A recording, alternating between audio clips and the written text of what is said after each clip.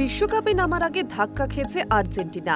বিশ্বকাপের যোগ্যতা অর্জন পর্বের শেষ ম্যাচে হেরেছে আর্জেন্টিনা। যদিও বিশ্বকাপের টিকিট আগেই পেয়ে গিয়েছেন লিওনেল মেসিরা। দক্ষিণ আমেরিকার গ্রুপে পয়েন্ট তালিকায় শীর্ষে থেকে বিশ্বকাপে যাচ্ছেন তারা। তবে বিশ্বকাপের প্রথম ম্যাচে দলের গুরুত্বপূর্ণ ফুটবলারকে পাবেন না মেসিরা।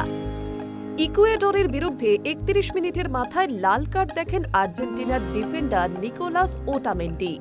যেহেতু বিশ্বকাপের যোগ্যতা অর্জন শেষ ম্যাচে তিনি লাল কার্ড দেখেছেন, ফলে বিশ্বকাপের গ্রুপ পর্বের প্রথম ম্যাচে ওটামেন্ডি খেলতে পারবেন না।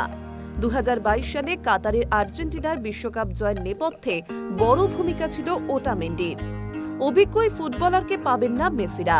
আর্জেন্টিনার বিরুদ্ধে ম্যাচে লাল কার্ড দেখেছেন ইকুয়েডরের মোইসেস কাইসিদো, ফলে তিনিও বিশ্বকাপের গ্রুপ পর্বের প্রথম ম্যাচে খেলতে পারবেন না। আর্জেন্টিনার বিরুদ্ধে ইকুয়েডরের হয়ে একমাত্র গোল এনার ভালেন্সিয়ার।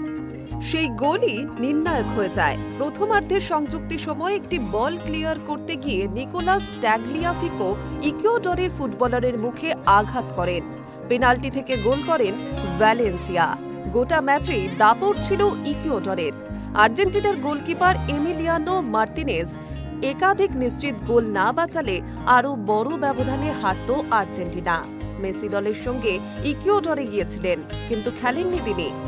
তাকে বিশ্রাম দিয়েছিলেন কোচ লিওনেল স্কালোনি। সামনে ইন্টার মায়ামির হয়ে মেজর লিগ সকার ক্লাবের খেলা রয়েছে মেসির, সেই কারণেই তাকে বিশ্রাম দেন স্কালোনি। Hi News network.